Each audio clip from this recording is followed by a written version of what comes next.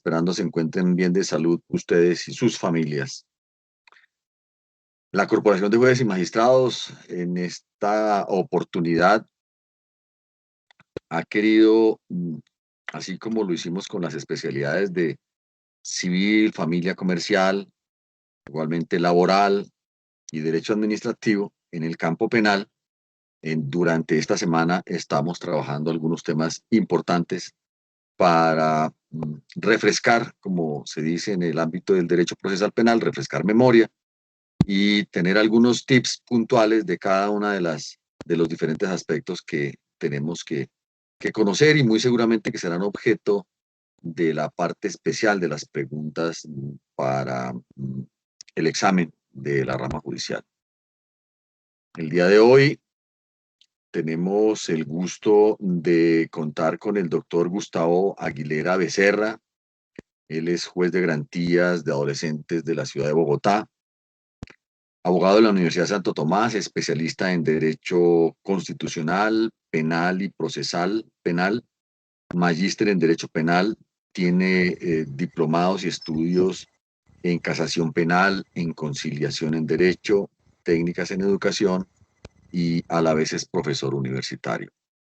Con él vamos a trabajar los aspectos más relevantes de la justicia para adolescentes, la justicia penal para adolescentes, un tema absolutamente importante, igualmente bastante interesante en el desarrollo que ha tenido desde su creación.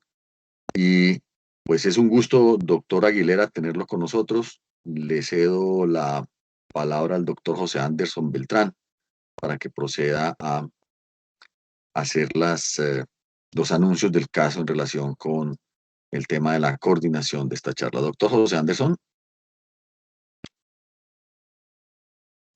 Muy buenas tardes, doctor Hermes Darío. Un especial saludo para usted, para todos los compañeros asistentes a esta capacitación, como usted bien indicó, en relación con el sistema de responsabilidad penal para adolescentes. Reiterar este especial saludo y agradecimiento al doctor Gustavo Aguilera, que gentilmente nos acompaña en esta oportunidad.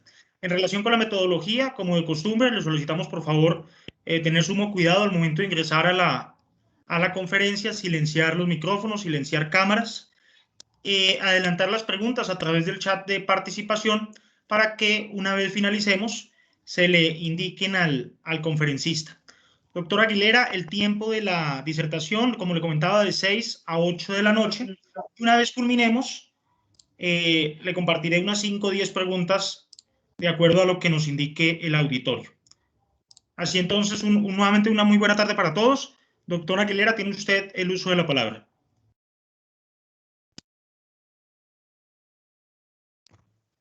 Bien, buenas tardes para todos. Por supuesto que antes de entrar en materia, quiero agradecer a la Corporación de Jueces y Magistrados de Colombia por la invitación que se me ha realizado. Igualmente, extender un cordial y respetuoso saludo para su presidente, el doctor Lara, para el doctor José Anderson, para todas las personas que se encuentran vinculadas a la corporación.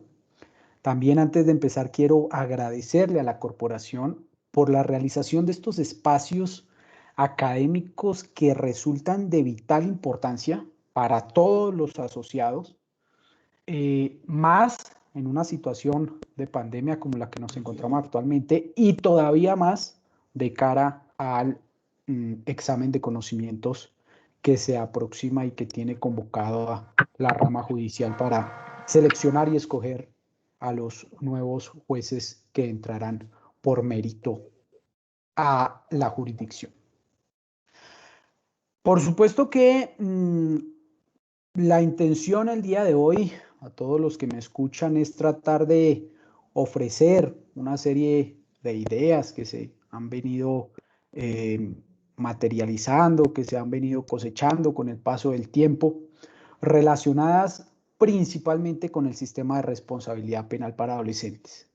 Para no perder el objetivo de las conferencias, tal como lo dijo el doctor Lara, se procurará al máximo dar los consejos de orden legal que trae consigo el sistema para que les sirva a ustedes esa socialización de ideas al momento de someterse a la presentación del examen. Para hacer más didáctica la charla, he decidido apoyarme en una serie de diapositivas que voy a compartir con ustedes a partir de este momento, pero antes de eso, entonces, debo informarles para efectos metodológicos, para efectos de orden, que la charla estará compuesta de 3 ítems. En primer lugar, vamos a hacer una referencia expresa al sistema de responsabilidad penal para adolescentes y vamos a tratar de identificar las diferencias que existen frente al sistema penal de adultos. En segundo lugar, vamos a abordar el tema relacionado con la aplicación del principio de oportunidad en el sistema de infancia y adolescencia, que es uno de los temas más diferentes respecto del sistema de adultos y uno de los más importantes en el sistema de responsabilidad penal juvenil. Y por último abordaremos un tema que, a pesar de que el sistema empezó en el año 2006, sigue siendo muy debatido y se relaciona directamente con la prescripción de la acción penal en el sistema. Aspiro cumplir satisfactoriamente el tiempo estipulado. Le pido por favor, doctor José Anderson, que me informe si me llego a exceder y por supuesto que al final quedaré atento a todas las consideraciones que estime el auditorio. Empecemos entonces por abordar el primer ítem de la conferencia. Vamos a hablar entonces de las generalidades del sistema de responsabilidad penal para adolescentes y vamos a decir por qué se estima diferente respecto del de los adultos. Empecemos entonces por hablar de unos presupuestos que deben entenderse como fundamentales, como soporte fundamental del sistema. ¿Cuál es ese primer soporte fundamental del sistema? Se entiende que los adolescentes, entiéndase personas que tienen entre 14 y 18 años de edad, tienen capacidad para responder penalmente. Eso ya de entrada es un presupuesto fundamental del sistema. ¿Por qué? Porque se ha comprendido actualmente que, o mejor, actualmente, tanto la doctrina como el derecho comparado coinciden en aceptar que las personas que tienen más de 14 años pueden ser sometidas a un juicio de responsabilidad penal. Y sobre ellas se puede estructurar, se puede realizar un juicio de reproche, sin entrar, por supuesto, en profundas disquisiciones dogmáticas de la teoría del delito. A esas personas que tienen entre 14 y 18 años de edad se les puede hacer un juicio de culpabilidad, se les puede sancionar por el comportamiento irregular e indebido que realizaron, que es típico antijurídico y que deriva en culpable siempre y cuando la persona satisfaga todos los requisitos establecidos por la doctrina y por la Constitución y por la ley para predicar que es culpable. Pero también hay coincidencia en la doctrina y en el derecho comparado en el siguiente sentido. Por supuesto, podremos castigar a menores de edad desde el punto de vista penal, pero a ellos no les podemos aplicar un sistema penal estrictamente retributivo. No les podemos imponer las mismas sanciones que se imponen a los adultos. No podemos determinar las sanciones con fundamento en los fines y funciones de la pena de los artículos 3 y 4 del Código Penal. ¿Por qué? Porque se ha entendido desde el punto de vista de presupuestos de orden internacional que esas personas, debido a su edad, se encuentran en proceso de formación, se encuentran en proceso de estructuración. Por lo tanto, se debe aprovechar que se encuentran en desarrollo de ese proceso de formación para que a través de sanciones que se estiman específicas y diferenciadas, se pueda reorientar el comportamiento de ellos.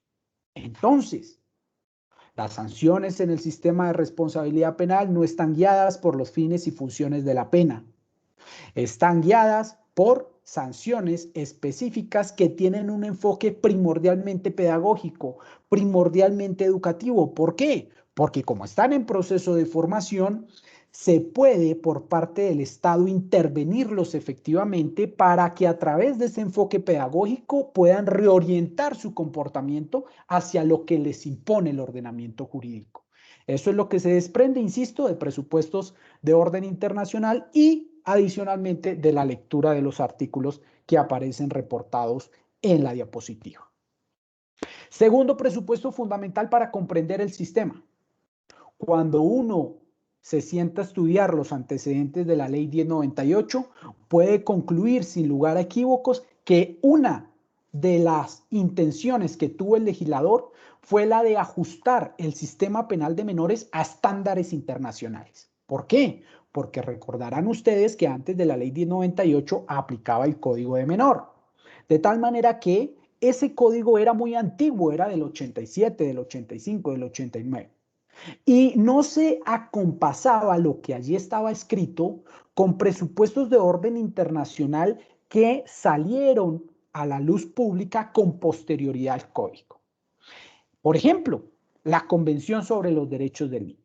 Entonces, ¿qué nos dice la Convención? La Convención sobre los Derechos del Niño fue aprobada por la Ley 12 del 22 de enero de 1991 por parte del Estado colombiano. Y allí se encuentran varios temas atinentes a los menores de edad, pero también se encuentran temas atinentes a su detención y a su judicialización efectiva. Entonces, esa fue una de las ideas o de las intenciones que tuvo el Congreso de la República al expedir la Ley 1098. Y cuando nos dicen que esa fue la intención, y cuando se leen los artículos que aparecen en las diapositivas, que el sistema debe respetar estándares internacionales, necesariamente debemos dejar consignadas algunas premisas. ¿De dónde se desprenden esas premisas? De la sentencia C-203 de 2005 y de la sentencia C-684 de 2009. ¿Qué nos dicen esas decisiones? La Corte Constitucional, en la sentencia C-203 del año 2005, dijo: en el proceso penal de adolescentes, los jueces deben tener en cuenta como mínimo, al momento de resolver sus casos, el artículo 44 de la Constitución, las reglas de Beijing, las reglas de las Naciones Unidas para la protección de menores privados de la libertad, la Convención sobre los Derechos del Niño, el Pacto Internacional de Derechos Civiles y Políticos y la Convención Americana de Derechos Humanos. Entonces, noten ustedes, doctores, lo que les quiero decir con esto es que, como la intención del Congreso fue ajustar el sistema de responsabilidad penal de menores a estándares internacionales, eso significa, de entrada, que el juez de adolescentes, al momento de resolver su caso, no puede limitarse al texto de la Ley 1098, sino que por el contrario, su ámbito normativo es amplio, es múltiple, y al momento de resolver el caso deberá tener en cuenta ese ámbito normativo extenso. Sin embargo, se tiene por costumbre citar, como les dije, la Convención sobre los Derechos del Niño y las reglas de Beijing. ¿Por qué la Convención sobre los Derechos del Niño? Porque fue introducida al ordenamiento jurídico colombiano, como les dije, a través de la Ley 12 del 22 de enero del 91. ¿Qué nos dice la Ley 12 en el artículo 2? Que la convención es obligatoria para el país. ¿Eso qué significa? Pues que el contenido normativo de la convención es obligatorio o de obligatorio cumplimiento para las autoridades administrativas y judiciales del Estado colombiano. Segundo presupuesto de orden internacional que no se puede perder de vista: las reglas de Beijing. Se ha escuchado por parte del suscrito en algunos otros foros que las reglas de Beijing no tienen fuerza vinculante. Sin embargo, el suscrito no comparte esa apreciación y no la comparte porque de la lectura de esas dos sentencias se desprende lo siguiente. Si bien las reglas de Beijing no son en estricto sentido un tratado internacional, la Corte sí ha advertido que se vuelven obligatorias dentro del ordenamiento jurídico porque se relacionan con tratados y normas consuetudinarias internacionales sobre derechos humanos. Y no solo eso, sino que de la lectura de esas dos sentencias también se extrae que entonces, en ese sentido o en ese orden de ideas, las reglas sirven como parámetro de constitucionalidad de la ley y de interpretación normativa. Entonces, eso en palabras sencillas, ¿qué significa? Pues que fue la propia Corte Constitucional la que le dio a las reglas de Beijing dos de las características propias del principio de supremacía constitucional. ¿Cuáles? La de servir de parámetro de constitucionalidad de la ley y la de servir de parámetro de interpretación normativa. En palabras todavía más sencillas, señor juez de adolescentes, cuando usted analice algún presupuesto normativo de la ley 1098, tenga en cuenta las reglas de Beijing. ¿Para qué? Para darle a ese presupuesto normativo interno el alcance hermenéutico que verdaderamente le corresponde. Entonces, sintetizando el segundo presupuesto, fundamental, la intención del Congreso, o una mejor de las intenciones del Congreso de la República al momento de expedir la ley 1098 fue ajustar el sistema de responsabilidad penal juvenil a estándares internacionales. Por virtud de esa intención, en la ley quedaron establecidas varias normas a través de las cuales se advierte que los jueces de adolescentes no pueden limitar su marco normativo al texto literal de la ley 1098, sino que por el contrario deben ampliarlo al momento de resolver sus casos y tener en cuenta diversos presupuestos de orden internacional, dentro de los que se destacan la Convención sobre los Derechos del Niño y las reglas de Beijing como mínimo. Lo anterior, por supuesto, sin perjuicio de las reglas de las Naciones Unidas para la protección de menores privados de la libertad. Tercer presupuesto de orden internacional, tercer presupuesto fundamental del sistema. Se nos ha dicho, se nos ha explicado que el sistema es específico y diferenciado. ¿Pero qué significa eso? Pues bien, cuando nos dicen que el sistema es específico, eso significa tres cosas, como mínimo. Primera, que el sistema está dirigido a menores de edad que tengan entre 14 y 18 años de edad. Eso lo hace específico. ¿Por qué? Porque en este sistema no vamos a tener ni menores de 13 años ni mayores de 18 años. Vamos a tener como sujetos pasivos de la acción penal exclusivamente a todas las personas que tengan entre 14 años y 17 años y 364 días de nacido. ¿Por qué? Porque si ya tiene 18, pues entonces lo cogerá o lo adoptará el sistema penal de adultos. ¿Por qué es específico el sistema? Porque, como les dije anteriormente, tiene un fuerte vínculo con el derecho internacional de los derechos del niño. Los jueces de adolescentes no pueden limitar su marco normativo a lo que les dice la ley 1098. Deben ampliarlo por virtud de las sentencias de la Corte Constitucional mencionadas en precedencia y por virtud de la cláusula normativa establecida en el artículo 93 de la Constitución. ¿Por qué es específico el sistema? Porque a diferencia del sistema de adultos, está integrado por entidades especializadas en temas de infancia y adolescencia. Entonces, ¿qué tenemos? Tenemos una policía de infancia y adolescencia que se supone ha sido capacitada para tratar la judicialización de adolescentes infractores de la ley penal. Tenemos jueces especializados en sistema de responsabilidad penal para adolescentes. Tenemos salas especializadas en segunda instancia a nivel de tribunal. La segunda instancia en tribunales no es la sala penal, es la sala mixta de adolescentes, que no está compuesta exclusivamente por magistrados de sala penal, sino que también hacen parte de ella los magistrados de la sala civil o de familia, o mejor, de familia o civil en su defecto. Entonces, hay autoridades específicas que hacen parte del sistema. Y adicionalmente tenemos una figura que no se encuentra en el sistema penal de adultos y es el defensor de familia. Y el defensor de familia, de acuerdo con lo que nos dice la ley 1098, es el garante de los derechos del adolescente infractor de la ley penal. Y en ese sentido, el artículo 146 le dice a los jueces que en todas las actuaciones del proceso, incluidas las que se desarrollen en fase de indagación, debe estar presente el defensor de familia. Ese artículo 146 utiliza la expresión deberá estar, lo cual supone un imperativo para que se materialice la realización de la diligencia. Deberá estar acompañado, deberá estar presente un defensor de familia. ¿Para qué? Nos dice el 146, para verificar la garantía de los derechos del adolescente. Entonces noten ustedes que tenemos varias autoridades que no son exactamente iguales a las que se encuentran en el sistema penal de adultos. Ahora, se nos ha dicho, el sistema es diferenciado. ¿Por qué es diferenciado? ¿Qué debe entenderse por diferenciado?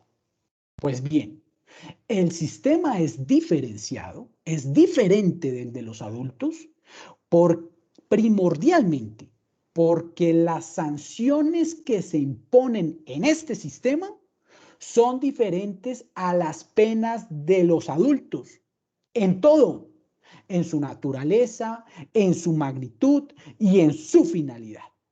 Entonces, ¿qué tenemos? Que en el sistema de adultos tenemos la pena de prisión, tenemos la pena de multa cuando es principal, tenemos la pena de multa cuando es acompañante, tenemos la restricción de otros derechos y garantías, etcétera, etcétera. Pero en el sistema de adolescentes no. Nuestras penas, perdón, excúsenme, nuestras sanciones son diferentes. ¿Por qué son diferentes? Porque van a aplicarse a personas que son diferentes de los adultos. ¿Cuáles son esas sanciones? ¿Dónde las encontramos? ¿Dónde están? En el artículo 177 de la ley 1098.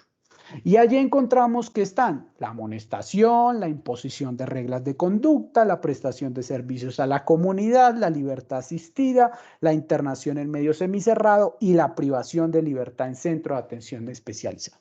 Esas son las sanciones que hay. Son las sanciones que legalmente existen.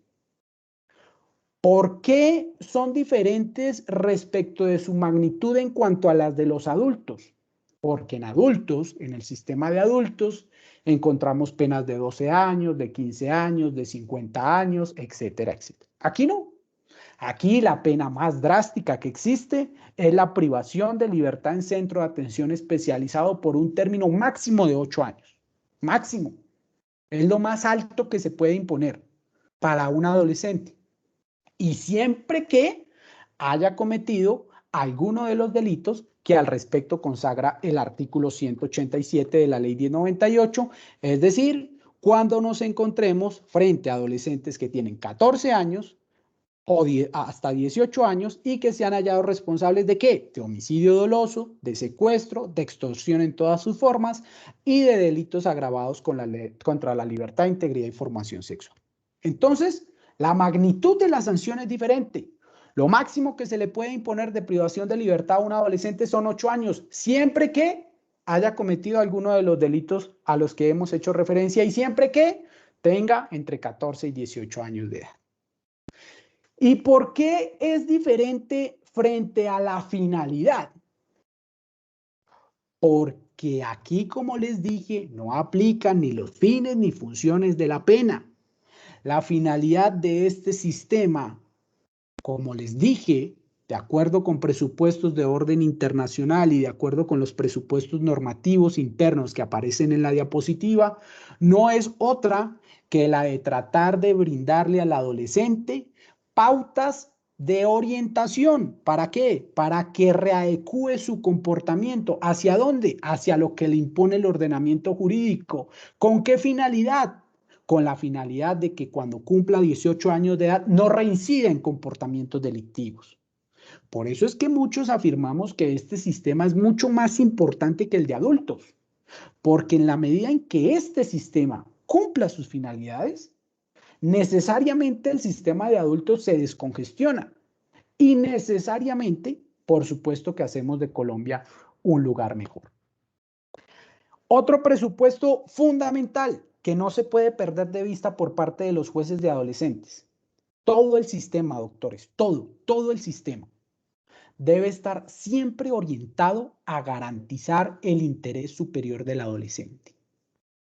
El adolescente es entendido como un sujeto de derechos y obligaciones y adicionalmente, por el mismo o por virtud de la misma ley 1098, se entiende por interés superior del niño, niña y adolescente el imperativo que obliga a todas las personas a garantizar la satisfacción integral y simultánea de todos sus derechos humanos, que son universales, prevalentes e interdependientes.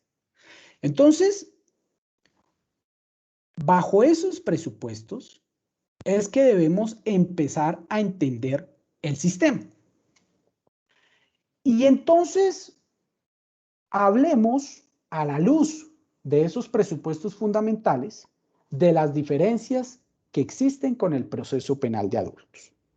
Pero antes de eso, una precisión, que es una pregunta de alguna manera frecuente, recurrente. Primera precisión.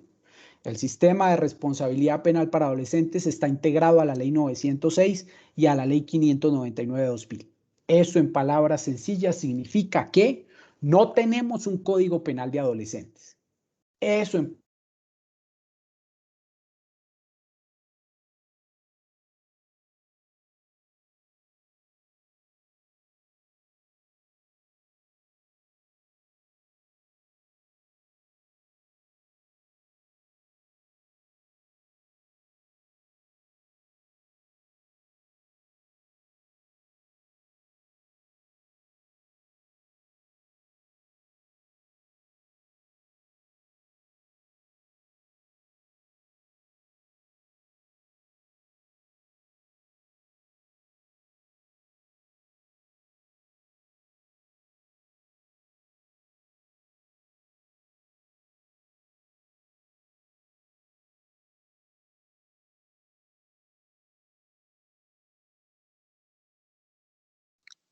Bueno, nos quedamos sin audio, perdón.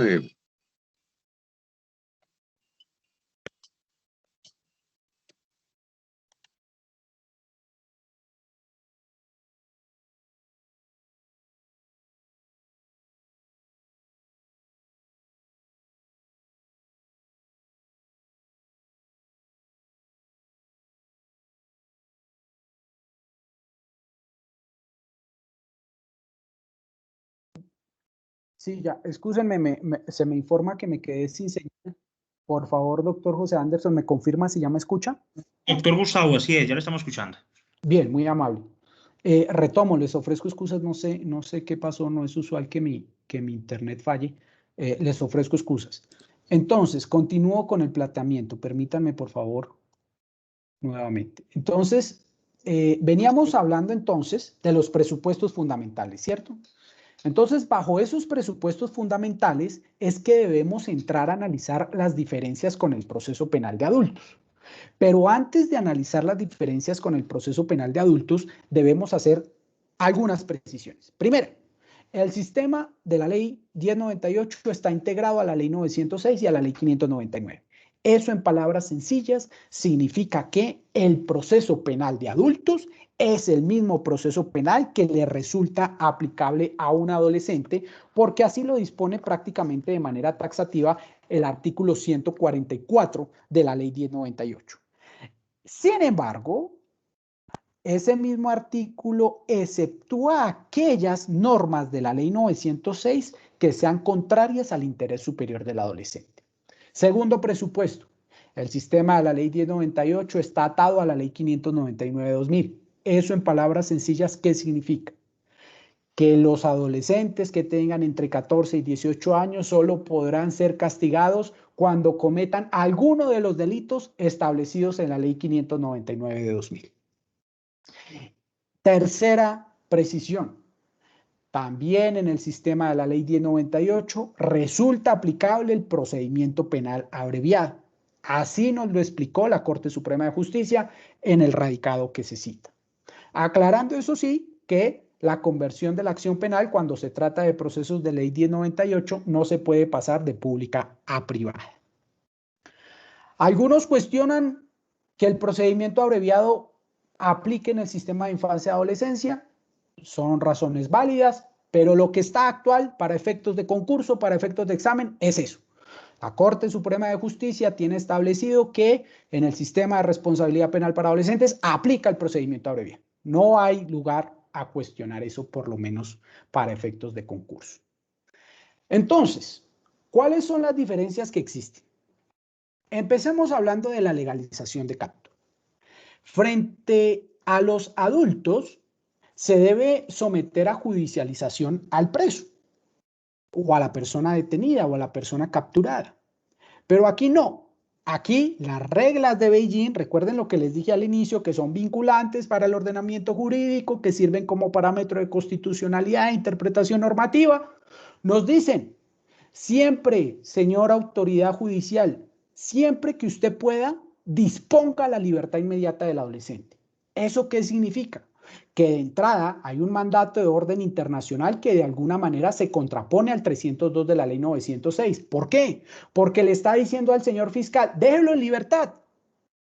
No solo porque resulten aplicables las dos causales del 302, es decir, ilegalidad de la captura o el delito no comporta detención preventiva. No solo por eso, sino que siempre al máximo busque disponer la libertad inmediata del adolescente.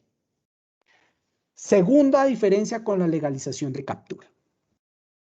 Señora autoridad judicial, preséntelo ante los jueces a la mayor brevedad posible, lo más rápido que pueda, al punto, de manera inmediata, de manera célere. Por supuesto que esa premisa también está en el artículo 302, pero pareciera que a veces, o mejor, como que se ha venido distorsionando en algunas oportunidades, justificando que el fiscal pueda extenderse en el tiempo de presentación e incluso sobrepasarse de las 36 horas. En el sistema de infancia y adolescencia no. En el sistema de infancia y adolescencia los fiscales o lo dejan en libertad inmediata siempre que resulte viable, y si no resulta viable, preséntelo ante los jueces ya, rápido, a la mayor brevedad posible, de manera inmediata, urgente. Presente al adolescente ante un juez de garantías. Y tercera diferencia sustancial frente a la legalización de captura, la utilización de esposas. Cuando se captura a un adulto, lo primero que hace la policía para reducirlo es ponerle las esposas. Aquí no. Aquí el artículo 94 de la ley 1098 nos indica que se prohíbe la conducción de niños, niñas y adolescentes mediante la utilización de esposas o cualquier otro medio que atente contra su dignidad. Por supuesto, ese artículo 94 también tiene su excepción. ¿Por qué? Porque nos dice que, así como las esposas, también se prohíbe el uso de armas, salvo que sea necesario para proteger la integridad física del encargado de la conducción ante la amenaza de un peligro grave e inminente. Entonces, primera regla normativa, se prohíbe la conducción de adolescentes mediante la utilización de esposas. Excepción, salvo que resulte necesario para conjurar la amenaza de un peligro grave e inminente. Entonces, ¿qué nos dice la ley? Que si se utilizan esposas, eso es causal de mala conducta. Entonces, ¿qué ocurre en la práctica? Que algunos jueces dicen, bueno, el artículo 94 se encuentra dentro del libro primero de la ley 1098, es decir, no hace parte del libro de Sistema de Responsabilidad Penal Juvenil, y adicionalmente el mismo artículo 94 establece que la sanción será una compulsa de copias disciplinarias para que se investigue la mala conducta del servidor público. Otros jueces en cambio consideran que no, que a pesar de la ubicación del artículo 94 en el código, de todas maneras, la norma ya establecida se relaciona directamente con la dignidad humana del adolescente y con varias de sus garantías constitucionales. De tal manera que la utilización de esposas injustificada o desproporcionada da lugar a declarar ilegal la captura. Por el momento, para efectos del objetivo de la charla, nos limitamos al artículo 94. Se prohíbe la conducción de adolescentes mediante la utilización de esposas o cualquier otro medio que atente contra su dignidad. Se prohíbe igualmente el uso de armas, salvo que resulte necesario para proteger la integridad del encargado de la conducción. ¿De quién? Del policía, ante la amenaza de un peligro grave o inminente. Formulación de imputación. Y aquí era donde quería llegar para tocar el tema del procedimiento abreviado. Algunos, a pesar de lo establecido por la Corte, consideramos que la formulación de imputación en la ley 1098 tiene unos efectos supremamente importantes. ¿Por qué?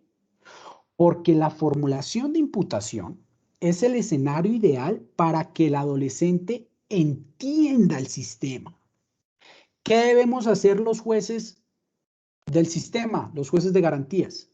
No solo decirle al adolescente hechos jurídicamente relevantes, calificación jurídica y posibilidad de allanarse. No, no podemos limitarnos a los 3 requisitos del 288 y subsiguientes.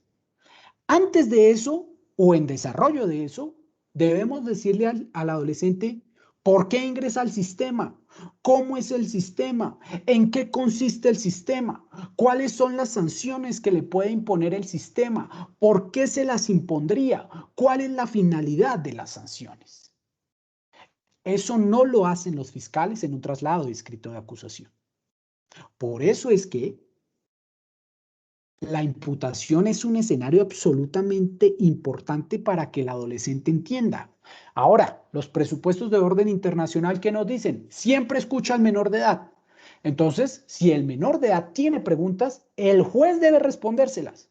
Señor juez, no entiendo qué sanción me pueden imponer. Claro, con el mayor de los gustos, joven, las sanciones que le pueden imponer son estas y estas y estas y van de tanto a tanto. Señor juez, ¿en dónde me las imponen? Tenemos estos y estos y estos centros de internamiento en Bogotá. ¿Qué pasa si tal cosa? Ocurre esto y esto y esto. Entonces, la formulación de imputación es ese escenario en el que se le explica al adolescente en qué consiste el sistema. ¿Cuál es la otra diferencia frente a adultos respecto de la imputación? No se puede vincular como persona ausente. ¿Por qué? Porque el artículo 127 de la ley 906, palabras más, palabras menos, nos dice que a la persona ausente se le emitirá un edicto por parte de la Secretaría del Despacho que será fijado en un sitio público y que adicionalmente se realizará la respectiva comunicación a través de un medio radial o de prensa local. ¿Eso qué significa? Que para declarar a una persona como ausente en un proceso penal, por virtud del 127, se le debe dar publicidad al proceso. Y esa es la razón entonces por la cual muchos estimamos que no aplica la regla de persona ausente en el sistema de infancia y adolescencia. ¿Por qué? Porque el sistema de responsabilidad penal para adolescentes es reservado al público. Porque la publicidad en el sistema de responsabilidad penal para adolescentes es restringida. ¿Por qué? Porque lo que se busca con esa reserva es evitar la estigmatización del adolescente. Entonces, esa es la razón. Ahora, tercera diferencia con la imputación. En estricto sentido, doctores, aquí en el sistema de infancia y adolescencia no existen las rebajas de pena por allanamiento. Eso aquí no existe. Aquí no existen las rebajas de pena por allanamiento. ¿Eso qué significa? Ojo, no me malentiendan. No es que los adolescentes no se puedan allanar a cargos, no. Lo que pasa es que si el adolescente se allana, el juez, al momento de dictarle la sanción, no se la va a disminuir en la mitad o en el 12.5%. No. Esa rebaja no existe en el sistema de responsabilidad penal para adolescentes. En estricto sentido no existe. Así lo dejó dicho la Corte Suprema de Justicia desde el año 2009 en los radicados que se citan. Tampoco existen preacuerdos. Aquí la figura de los preacuerdos no existe. Algunos consideran que sí debe existir, otros consideran que no. Lo que es actual, lo que está al día de hoy es que los preacuerdos del 348 y subsiguientes de la ley 906 no aplican en el sistema de responsabilidad penal para adolescentes. ¿Y por qué les dije que en estricto sentido no se aplica la rebaja de pena del 351 y demás que le resulten concordantes? Porque si bien es cierto, no se les rebaja la pena en esa proporción, perdón, Los moduladores que se deben tener en cuenta para graduar la sanción y que están previstos en el artículo 179 de la ley 1098, establecen que el juez debe tener en cuenta la aceptación de cargos por parte del adolescente. Palabras sencillas, doctores. Supongamos que estamos en un proceso en el que el adolescente se allana por uno de los delitos que amerita internación en centro de atención especializada. Cuando yo como juez de conocimiento voy a dictarle la sanción a ese adolescente, para efectos de ponderar la gravedad de la sanción o para efectos de sustituirle la sanción, de eso hablaré más adelante, debo mirar, debo analizar si el adolescente aceptó cargos.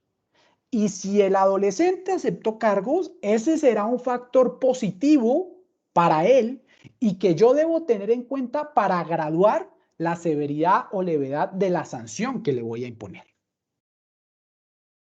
Continuemos.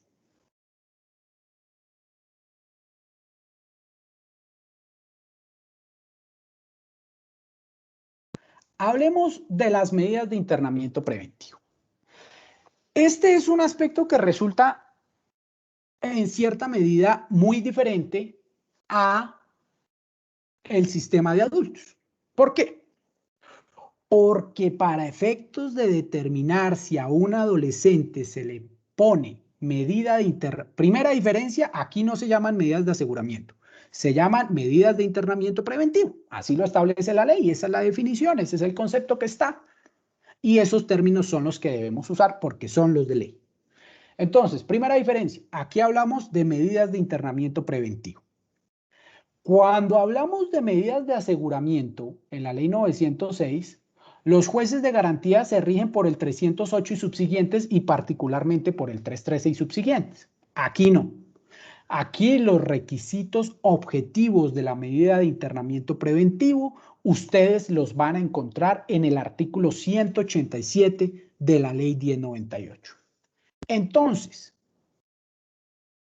para imponer una medida de internamiento preventivo deben cumplirse tres requisitos. Primero, unos requisitos objetivos. Segundo, unos requisitos subjetivos. Y tercero, agotar suficientemente el test de proporcionalidad y dentro de ese test abordar lo que la ley y la doctrina denominan, y la jurisprudencia, perdón, denominan última ratio en infancia y adolescencia. Entonces hablemos de los requisitos objetivos. Como les dije, ¿dónde los encontramos? En el 187. ¿Cuáles son esos requisitos? Solo le podremos imponer medida de internamiento a un adolescente que tenga entre 16 y 18 años de edad y se proceda por delitos cuya pena mínima prevista en la ley sea o exceda de 6 años. Ese es el primer requisito objetivo.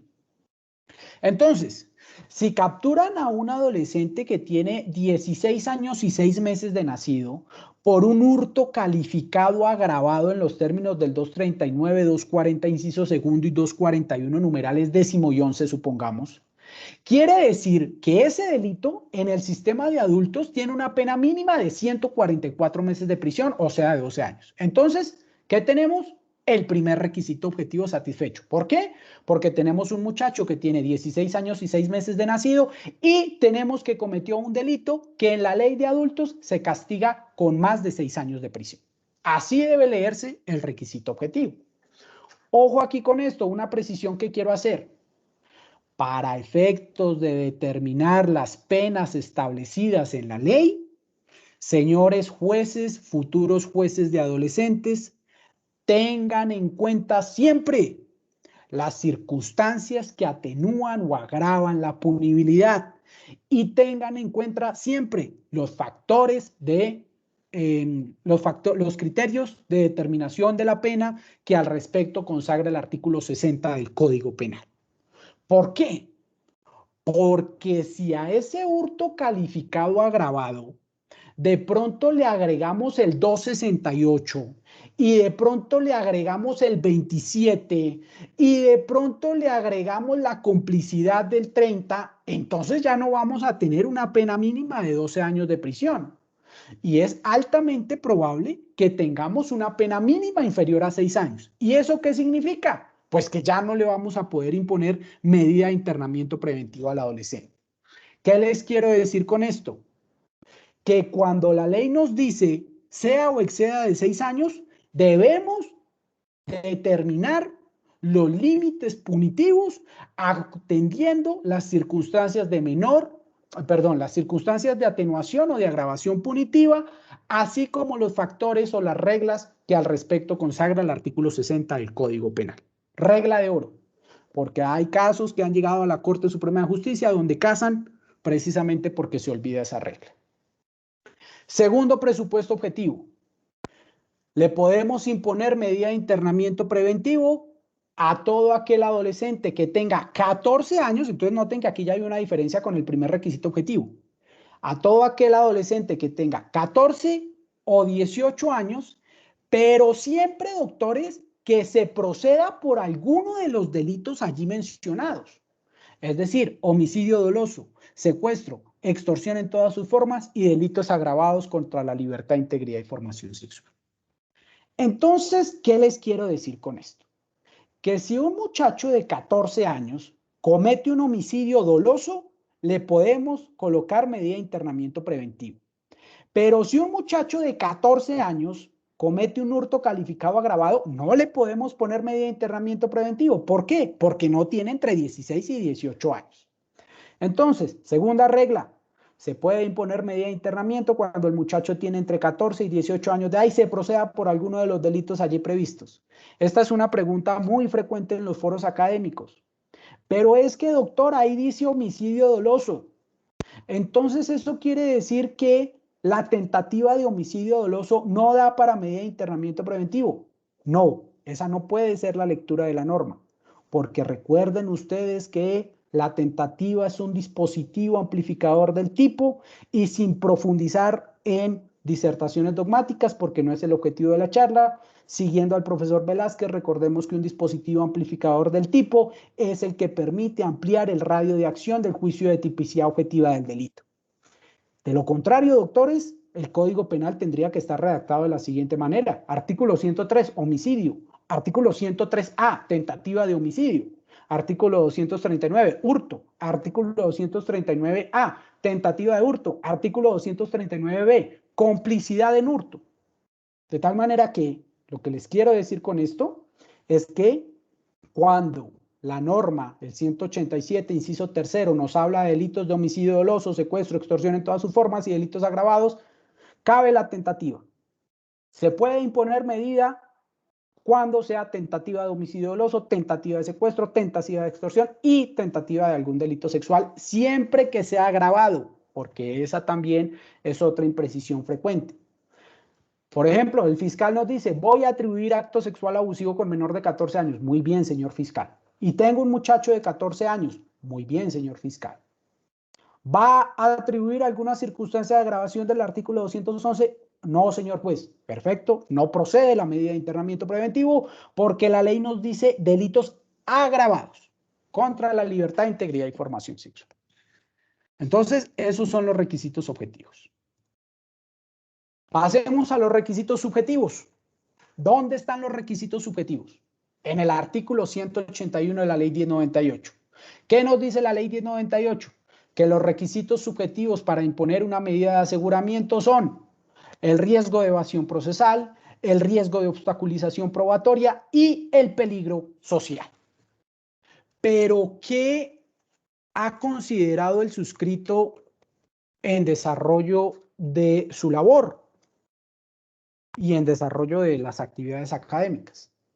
Que el artículo 181 tiene un vacío normativo relativo, así como varias normas de la ley 1098, doctores. Hay varias normas de la ley 1098 que tienen vacíos legislativos relativos. Lo que pasa es que no hemos podido ir a demandar por la cláusula de remisión del 144 de la ley 1098. Entonces, ¿por qué les digo que hay un vacío normativo?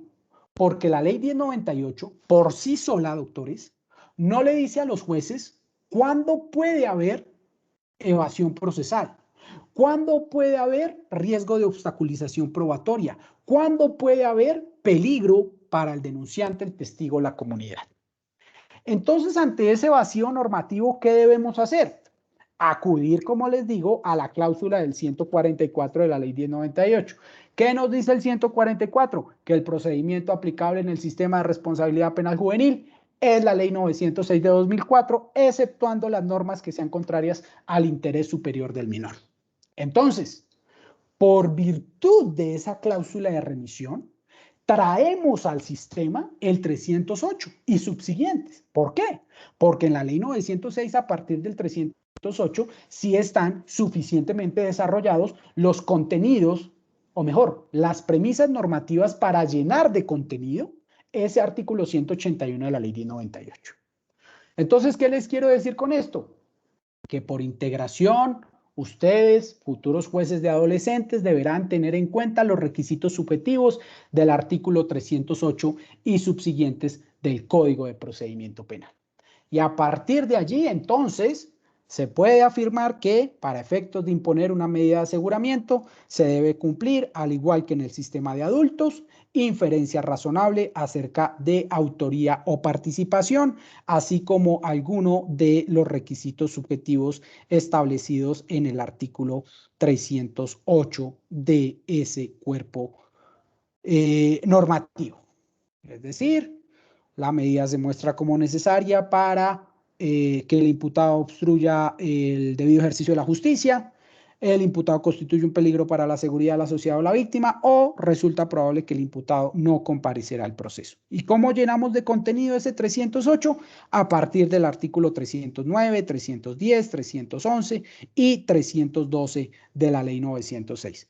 ¿Por qué les dije que no aplica en estricto sentido el 313, particularmente el numeral primero y el numeral segundo? Porque tenemos requisitos objetivos propios, ni tampoco el numeral tercero inclusive. El numeral cuarto eventualmente lo podemos tener en cuenta, del 313 lo podemos tener en cuenta, pero siempre y cuando se tenga en cuenta lo que al respecto dijo la Corte Constitucional en la C567 de 2019 y adicionalmente lo podríamos tener en cuenta, pero ya más desde el punto de vista del test de proporcionalidad o analizarlo en el test de proporcionalidad.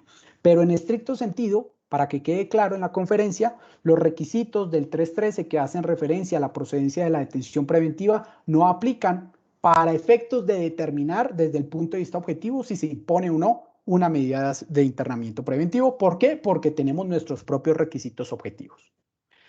Bien, una vez entonces analizado el 308 y subsiguientes, ¿qué sigue? También se debe tener en cuenta en este sistema el denominado test de proporcionalidad. Recuerden ustedes, la finalidad del test es determinar si la medida adoptada en la investigación, es decir, adoptada por los fiscales, es decir, la petición de medida de internamiento preventivo, es admisible y justificable desde el punto de vista constitucional y en relación con derechos fundamentales. Saben ya ustedes que el test se compone de 3 subcriterios, el de idoneidad o adecuación, el de necesidad y el de proporcionalidad en sentido estricto. ¿Dónde se aborda eso del último recurso? ¿De dónde sale la expresión último recurso? De presupuestos de orden internacional como la Convención y las reglas de Beijing y directamente porque así lo establece el artículo 181 de la ley 1098. ¿Qué nos dice el artículo 181 de la ley 1098? Que siempre se podrá imponer medida de internamiento preventivo, pero siempre y cuando sea el último recurso. Entonces, permítanme a ver. Bien, retomo. ¿Dónde se aborda el último recurso?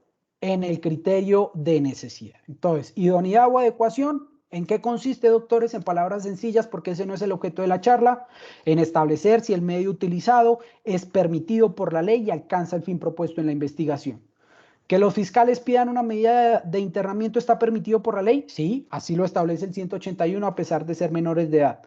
¿Con la petición que hace el fiscal se alcanza el fin propuesto por la investigación? ¿Cuál fin me propone usted, señor fiscal? Alguno de los 308 que encuentran soporte constitucional en el 250. ¿La medida es necesaria, señor fiscal? Claro, yo le debo demostrar a usted en el subcriterio de necesidad que el medio que ya fue declarado como adecuado es el único que puede lograr los resultados pretendidos por la investigación penal. Saben ustedes que dentro del criterio de necesidad se encuentra el de subsidiariedad, el cual en palabras sencillas implica que si existen otras medidas menos gravosas e igualmente útiles, se debe acudir a esas. ¿Útiles respecto de qué? Respecto de la finalidad constitucional. Se debe acudir a esas y no a las más drásticas que pidan los fiscales. Y por último, proporcionalidad en sentido estricto. Entonces es ahí en necesidad donde se aborda el último recurso. Ejemplo clásico para que se entienda lo que estoy diciendo. Tenemos un muchacho, porque pasa, doctores, eso ocurre, que ha venido 10 veces a visitarnos. Ha ingresado 10 veces al sistema de responsabilidad penal. En las 10 veces le han dado algún tipo de sanción no restrictiva de la libertad. Entonces, ¿qué le debemos decir? Joven, es la 10ª vez que usted nos visita. Ya se han agotado todos los recursos menos graves para que usted procure reorientar su comportamiento. Entonces, como yo veo eso, como yo veo que usted sigue en la comisión del comportamiento delictivo, como último recurso, ya con usted toca aplicar el último recurso, que es la privación efectiva de la libertad. Entonces ustedes me dirán, oiga, señor juez, pero es que el artículo 159 hace referencia a la prohibición de antecedentes. Y yo les responderé, en efecto, ustedes tienen razón. Pero es que esa prohibición de antecedentes se relaciona directamente con el 248 constitucional. Y asimismo ese 159 nos dice que si bien las sentencias proferidas contra adolescentes no tienen el carácter de antecedente judicial en los términos del 248, sí pueden ser utilizados esos registros por las autoridades judiciales exclusivamente. ¿Cuáles autoridades judiciales? Las del sistema de responsabilidad penal. Para definir las medidas aplicables cuando se trate de establecer la naturaleza y gravedad de las conductas y la proporcionalidad e idoneidad de la medida. Entonces, no es tan cierto que no se puedan tener en cuenta los ingresos previos del adolescente al sistema de responsabilidad penal juvenil. Sí se pueden tener en cuenta. ¿Para qué?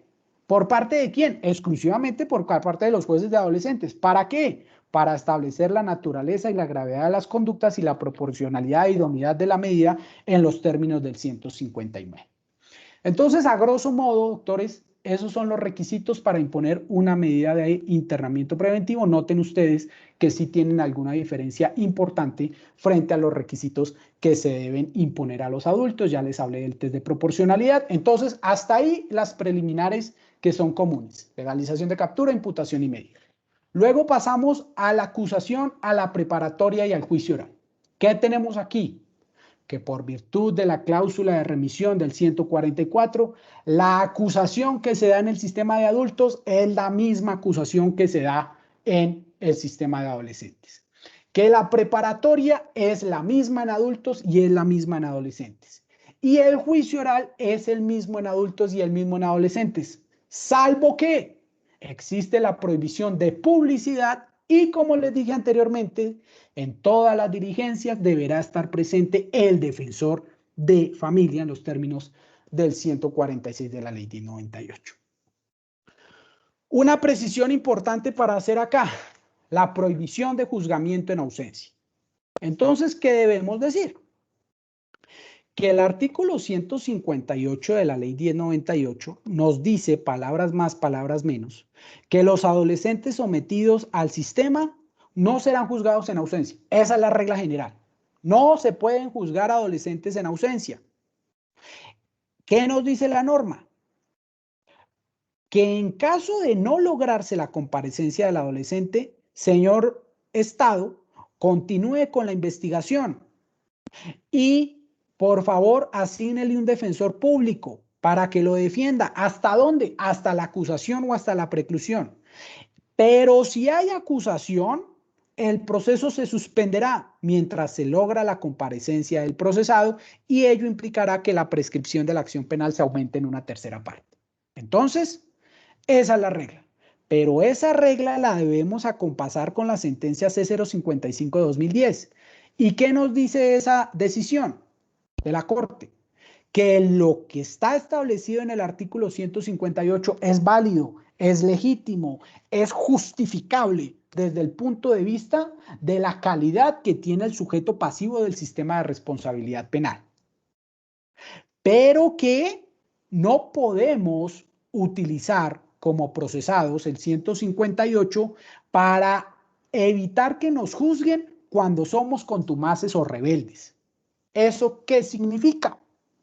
Que sí se puede someter a un adolescente bajo la figura de la contumacia del 291. Entonces, ¿qué debe hacer el fiscal? Demostrarme a mí que soy el juez, o demostrarle a los jueces que ha hecho todo lo posible por llamar al adolescente, que el adolescente tiene suficiente conocimiento del que se le está adelantando un proceso penal. Lo que pasa es que es por pura desidia que no quiere venir, no le interesa, es rebelde, no le importa lo que pase con su proceso, pero sabe de su proceso. Entonces, en esos casos, ¿qué nos dice la Corte? Que esa clase de adolescentes rebeldes no se pueden amparar bajo la regla del 158 y que por el contrario en esos casos el juez continuará el proceso todo completo hasta casación si quiere. Pero ojo que ¿qué nos dice la sentencia C055? Que eso de alguna manera también estuvo presente en la C591. Señor fiscal, a pesar de que usted lo declare contumaz, siga investigando. Siga en desarrollo del proceso, dando órdenes a Policía Judicial para ubicar arraigo del procesado. Entonces, doctores, les ofrezco excusas por la premura del tiempo. Pasemos a la audiencia de imposición-sanción. Esta audiencia de imposición-sanción es básicamente, perdónenme la comparación si es equivocada, pero es para que me entiendan de pronto los jueces que solo están en el sistema de adultos. Esa audiencia de imposición-sanción es como un 447. En esa audiencia de imposición-sanción resulta de vital, o ahí es donde adquiere mayor importancia el defensor de familia. ¿Por qué? Porque el defensor de familia debe presentarle al juez un estudio del adolescente, un estudio en el que le indique al juez cuál es su situación familiar, su situación económica, social, psicológica y cultural. Y adicionalmente el defensor de familia le puede sugerir al juez cuál es la sanción que puede imponer. Y aquí el punto que quería tocar frente a la imposición de sanciones que les dije al inicio. Aquí no aplica la Corte Suprema de Justicia, ya ha sido clara en el tema, en estricto sentido no aplica la regla de legalidad estricta al momento de imponer una sanción. Me explico. El artículo 187 nos dice, si usted tiene un menor de 14 años que cometió un delito de contenido sexual agravado, la sanción que le corresponde es privación efectiva de la libertad en un centro de atención especializado por un término de 2 a 8 años. Eso es lo que dice el principio de legalidad. Pero la Corte Suprema de Justicia, ya en posiciones reiteradas, nos ha hablado del principio de progresividad del sistema. Y nos ha hablado también del marco de flexibilidad legal que le da a los jueces el propio sistema. Entonces, ¿qué tenemos?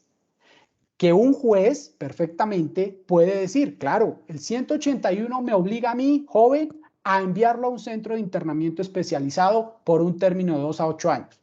Pero atendiendo el informe que me presenta el defensor de familia y atendiendo también todas sus condiciones personales, familiares y sociales, yo voy a hacer uso del inciso sexto del 187 y le voy a sustituir la sanción por una menos grave.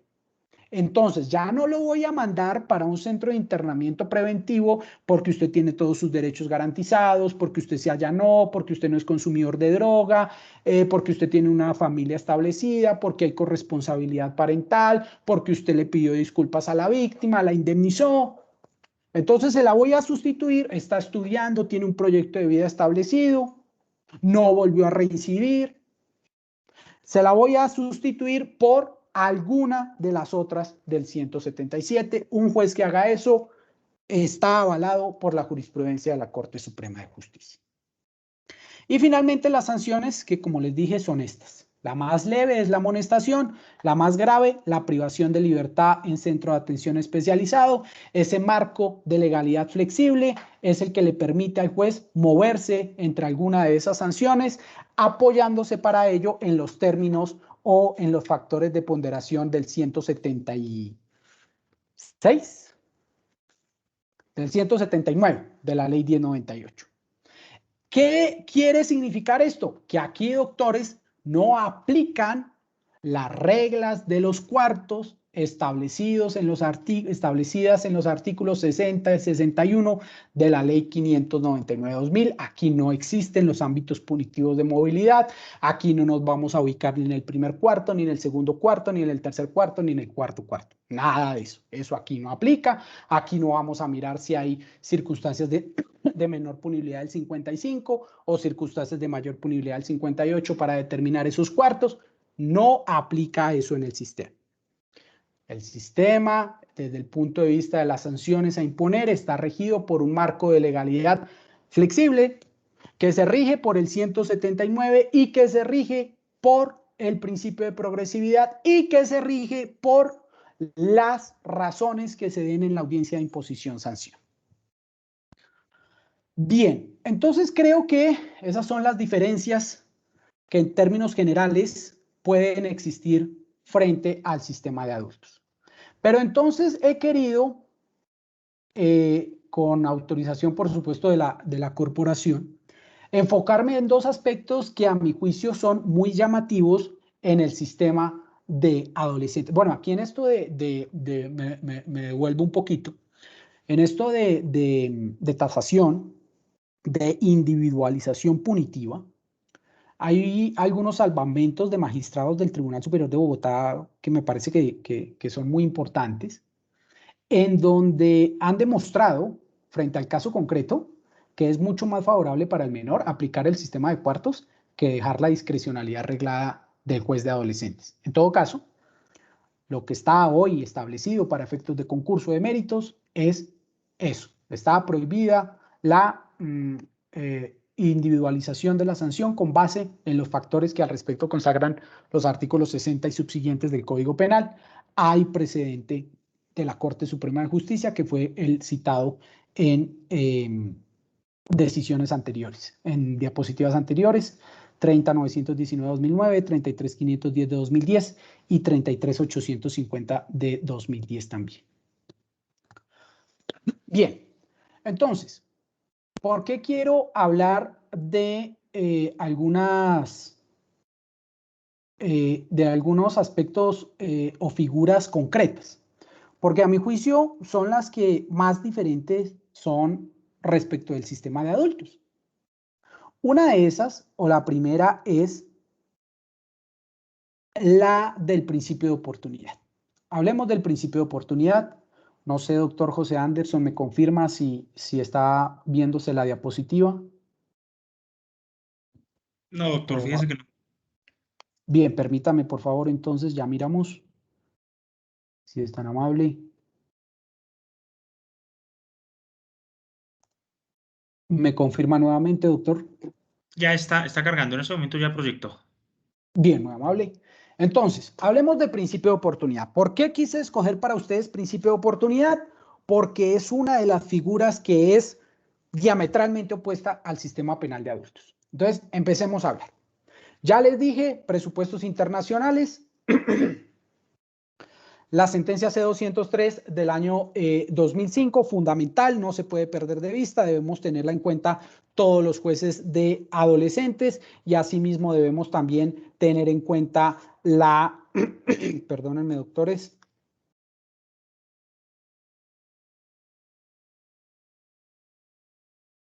la sentencia 6684 del año 2009. Entonces, ¿qué nos dicen los presupuestos de orden internacional? ¿Qué nos dice la convención en el artículo 40, numeral tercero, literal B, que hace referencia a la judicialización de los adolescentes? Ya lo ubicamos, permítanme. Artículo 40, numeral tercero, literal B, que siempre que resulte apropiado y deseable, se deben adoptar medidas para tratar a los adolescentes sin recurrir a procedimientos judiciales. ¿Qué nos dice el numeral cuarto de ese artículo 40? Que se deben disponer de diversas medidas, así como de otras posibilidades alternativas a la internación en instituciones. ¿Qué nos dicen las reglas de Beijing? Que ya les dije que sí son vinculantes. La regla sexta de Beijing nos habla de, permítanme por favor, si son tan amables, Alcance de facultades discrecionales. Habida cuenta de las diversas necesidades especiales de los menores, así como de la diversidad de medidas disponibles, se faculta un margen suficiente para el ejercicio de facultades discrecionales en las diferentes etapas del proceso. ¿Qué nos dicen las reglas de Beijing? La remisión de casos hace referencia o está establecida en la regla 11. ¿Y qué nos dice? Que se debe examinar cuando resulte viable la posibilidad de ocuparse de los menores delincuentes sin recurrir a las autoridades competentes. E incluso esa regla número 11 le da la facultad a algunas autoridades del sistema, incluso administrativas, como por ejemplo la policía, que se ocupen de los casos de delincuencia juvenil de manera discrecional. ¿Qué les quiero decir con esto, doctores? Regla de oro en el sistema. Siempre, siempre, siempre se debe evitar la judicialización del adolescente infractor de la ley penal. Pero ojo, eso no se traduce en impunidad, no. Lo que pasa es que debemos acudir a medidas de orden extrapenal para que el adolescente tome conciencia, adquiera conciencia de la situación irregular que desencadenó la comisión del comportamiento delictivo y para que en desarrollo de esas medidas extrapenales le ayudemos al joven a reorientar su comportamiento. Y no solo eso, sino que en desarrollo de esas medidas extrapenales vamos igualmente a ayudarle a la víctima. ¿Para qué? Para que también se restablezcan los derechos que le fueron vulnerados con la comisión de ese comportamiento delictivo. ¿Qué les quiero decir con esto?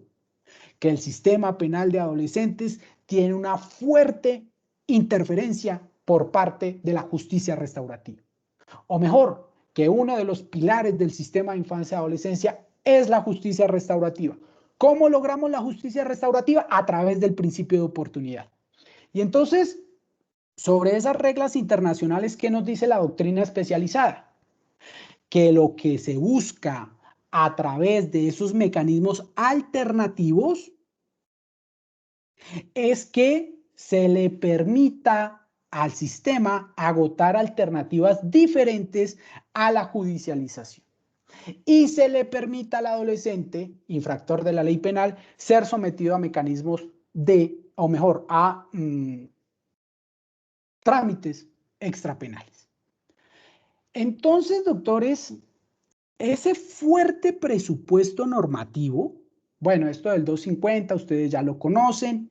Una precisión aquí, yo siempre he considerado que el principio de oportunidad no es una excepción al principio de legalidad. Yo no he estado de acuerdo con esa afirmación. Para mí, el principio de oportunidad no es una excepción al principio de legalidad. Para mí es un ejemplo de lo que es el principio de legalidad. ¿Por qué? Porque el principio de oportunidad está regulado, está normativizado, está legalizado. Luego, si está legalizado, pues no podemos decir que es una excepción al principio de legalidad. Es un ejemplo de lo que es el principio de legalidad. Noten ustedes que el 323 establece cuál es la oportunidad procesal para solicitar el principio. El 324 establece las causales taxativas por las cuales procede el principio, así como las situaciones en las que no es viable. El 327 establece que debe existir un control judicial que es obligatorio y automático, independientemente de la modalidad a la que acudan los fiscales. Así lo dijo incluso la Corte en la C979 de 2005. ¿Qué les quiero decir? Pues que el principio de oportunidad está arreglado, y si está arreglado, pues no es una excepción al principio de legalidad. Eso del 250, ustedes ya lo saben, ya lo conocen, no me detengo en eso, pero a esto quería llegar. En la ley 1098, por sí sola, ese es otro vacío normativo de la ley.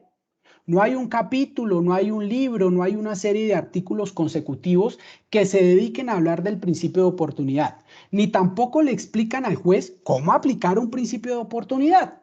Lo único que se encuentra en la ley 1098 frente a principio de oportunidad es la cláusula del artículo 174 que nos dice: las autoridades judiciales facilitarán en todo momento el logro de los acuerdos que permitan la conciliación y la reparación de los daños y tendrán como principio rector la aplicación preferente del principio de oportunidad. Entonces basta, doctores, una interpretación puramente literal, puramente gramatical, para concluir que fue intención del Congreso de la República elevar a categoría de principio rector la aplicación preferente del principio de oportunidad. Esa expresión se justifica en los presupuestos internacionales que les dije. Y entonces, recuerden que los principios rectores de un sistema tienen una serie de funciones y características específicas, sin entrar en mayor detalles. Una de esas funciones es la función interpretativa. ¿Qué nos dice la función interpretativa en palabras sencillas? Señor juez, al momento de analizar la norma de orden legal, por favor tenga en cuenta el principio. ¿Para qué? Para darle a esa norma de rango legal el alcance hermenéutico que verdaderamente le corresponde y de esa manera evitar incurrir en alguna violación directa de la ley sustancial derivada primordialmente de interpretación errónea. Entonces, si el 174 nos está diciendo que el principio de oportunidad es un principio rector y adicionalmente los presupuestos de orden internacional nos están diciendo que se debe evitar al máximo la judicialización de los adolescentes infractores de la ley penal, pues lo que se debe concluir por necesidad es que siempre los fiscales, antes de acusar, antes de imputar, deben buscar un principio de oportunidad. Incluso dentro de las charlas relacionadas con la reforma al código, se ha intentado tocar el tema, se busca que antes de imputar, el fiscal demuestre que acudió a un principio de oportunidad en este sistema. Entonces, esa es una de las razones por la cual el principio es diferente respecto del de los adultos. ¿Qué otra razón existe? Diferente. La misma resolución 4155-2016, recuerden que es la que regula el principio de oportunidad en la Fiscalía General de la Nación, ratifica que frente a adolescentes el principio de oportunidad es un principio rector. Y no solo eso, sino que esa misma resolución invita a los fiscales a que procuren siempre aplicar el principio, incluso en cualquier momento, lo cual por supuesto se contrapone a los límites procesales del 323, que recuerden son durante la investigación y hasta antes de la audiencia de juzgamiento. Ello supondría, cuando se hace referencia a la expresión durante la investigación, a que es con posterioridad a la imputación. ¿Por qué es diferente el principio en adultos? ¿Existen límites procesales? Un juez de garantías de adultos perfectamente puede decir: yo niego el principio de oportunidad, señor fiscal, porque usted hasta ahora está en fase de indagación.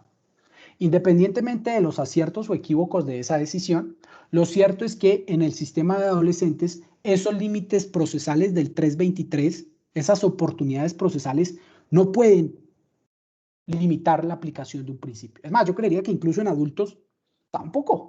Pero bueno, enfoquémonos en adolescentes. En adolescentes, precisamente, como es un principio rector, una norma de rango puramente procedimental, como la es la del 323, no puede estar por encima del 174. Por eso es que no pueden existir límites procesales en infancia y adolescencia. Y por eso es que se justifica que los fiscales en indagación pidan un principio de oportunidad, incluso instalada la audiencia de juicio oral, incluso en desarrollo de la audiencia de juicio oral. Porque no hay límites procesales. No existen los límites procesales. ¿Qué nos indican los presupuestos internacionales? Evite judicializar al menor, señor juez. ¿Cómo? Sométalo a mecanismos alternativos a la judicialización. Aquí en Bogotá, para los que no saben, existen programas por parte de la alcaldía que son supremamente eficientes para cumplir las finalidades del sistema y para ayudarle a la víctima y para aplicar justicia restaurativa. ¿Por qué es diferente el principio? ¿Existen límites punitivos? Entonces, un juez de adultos seguramente negará un principio porque no se cumple el límite punitivo del numeral primero del 324, por ejemplo. O porque frente a justicia restaurativa no se cumplen los límites procesales del 524 y subsiguientes, relacionados primordialmente con la mediación, por ejemplo.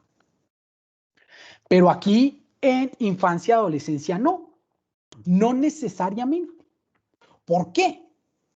Porque cuando nosotros, señores jueces de adolescentes y futuros jueces de adolescentes, vayamos a analizar alguna de las causales de aplicación del principio de oportunidad, y encontremos que en esas causales se hace referencia a límites punitivos, no debemos mirar esos límites a la luz del Código Penal, sino que debemos mirarlos a la luz del artículo 187 de la Ley 1098.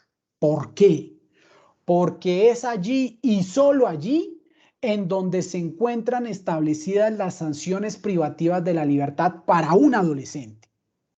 Si las normas que hacen referencia a límites punitivos de principio de oportunidad no se analizan de esa manera, sería prácticamente imposible aplicar un principio de oportunidad en el sistema de responsabilidad penal para adolescentes. Vayámonos a la causal séptima del 324. Suspensión de procedimiento a prueba por mecanismos de justicia restaurativa, casos de justicia restaurativa. Cuando la causal séptima nos habla de justicia restaurativa, pues necesariamente debemos aterrizar en el libro sexto del Código de Procedimiento Penal. ¿Qué nos dice el libro sexto? Pues que nos encontremos frente a un caso de justicia restaurativa, entendiendo que el concepto de justicia restaurativa que da la ley es puramente enunciativo, porque la justicia restaurativa es mucho más que eso. ¿Qué nos dice la ley? Que habrá casos de justicia restaurativa cuando estemos frente a delitos conciliables o cuando estemos frente a delitos oficiosos en los que la pena mínima no sea superior a 5 años de prisión. Entonces, esa expresión, la pena mínima no sea superior a 5 años, del 524, si mi memoria no me falla, debemos verla a la luz del 187. Entonces debemos decir, me están pidiendo un principio de oportunidad por violencia intrafamiliar agravada, entre donde el muchacho y la mamá van a ir a un mecanismo de justicia restaurativa por parte de la alcaldía, en donde los van a atender psicólogos, terapeutas,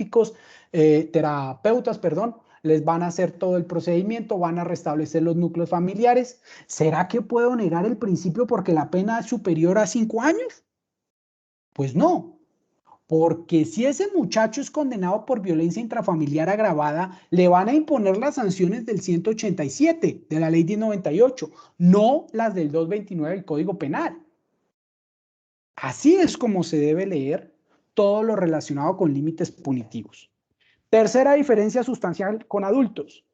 Si a un juez de garantías de adultos, un fiscal, le propone un principio de oportunidad para un procesado que cometió un delito sexual contra una niña de 7 años, pues seguramente le negará y hasta le compulsará copias, porque su petición es abiertamente infundada, manifiestamente contraria a la ley.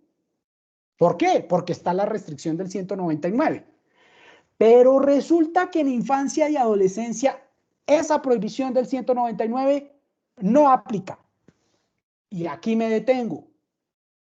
La Corte Suprema de Justicia, en una sentencia de tutela que aparece en la diapositiva, palabras más, palabras menos, dijo: la regla consagrada en el 199 a través de la cual se prohíbe aplicar principio de oportunidad cuando las víctimas son menores de edad y son sometidas a delitos sexuales, también aplica la Ley 1098. Y entonces ahí se formó un caos, porque entonces dijimos, bueno, pero si el principio es rector, entonces ¿tiene talanqueras o cómo hacemos ahí?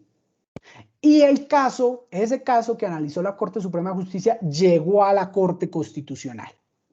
Y la Corte Constitucional, a través de la sentencia T-142 de 2019, habilitó a los jueces de adolescentes para aplicar principios de oportunidad cuando víctima y victimario son menores de edad y se procede por un delito de contenido sexual agravado. ¿Por qué es importante la decisión? Porque en primer lugar, en esa sentencia la Corte aclaró el tema de la C-738. Recuerden ustedes que a raíz de la C-738 de 2008, muchos entendieron que el 199 había sido objeto de constitucionalidad y ese estudio de constitucionalidad había hecho tránsito a cosa juzgada absoluta. Luego eso, en palabras sencillas, implicaba que los jueces no podían aplicar excepción de inconstitucionalidad, los jueces de adolescentes. ¿Pero qué dijo la Corte? No, señores jueces, yo en esa sentencia C-738-2008 no hice tránsito a cosa juzgada absoluta, sino relativa. Bueno, gracias, señores Corte, por hacer la precisión. ¿Qué más dijo la Corte? Que se puede, en cualquier caso, tratándose de adolescentes, de sistema de adolescentes, aplicar la excepción de inconstitucionalidad frente al 199. ¿Y qué más dijo la T142? Esto no significa, señores jueces de adolescentes, que todos los casos de delitos sexuales contra menores de edad los van a sacar por principio de oportunidad. No. Señor juez, usted me va a hacer el favor de analizar el caso a la luz del test de proporcionalidad. Y dentro del test de proporcionalidad me va a hacer el favor de analizar el mecanismo de justicia restaurativa que aplicó el fiscal en desarrollo del principio de oportunidad. Y solo si ese estudio satisface las finalidades, aplica el principio de oportunidad. Entonces, esa es una diferencia sustancial, doctores, frente al sistema de adultos. Ahora, esto ya es una opinión de pronto personal del suscrito. Para mí, por excelencia, por antonomasia, la causal que deben invocar los fiscales para aplicar un principio de oportunidad es la séptima. Suspensión de procedimiento a prueba, porque es que es esa causal la que permite cumplir con las finalidades del sistema. Cuando un fiscal me pide una causal en modalidad de renuncia, pues eso significa que el muchacho entró y salió del sistema como si nada, porque no se le hizo ningún tipo de intervención efectiva. En cambio, en suspensión de procedimiento a prueba sí se puede dar a través de esos programas que les digo. Bien, creo que de principio de oportunidades es estas las diferencias. Voy a socializar con ustedes, doctor José Anderson, un último tema que espero que me dé el tiempo, que también me parece que es muy diferente respecto del de los adultos, y es el término de prescripción. Permítanme, por favor.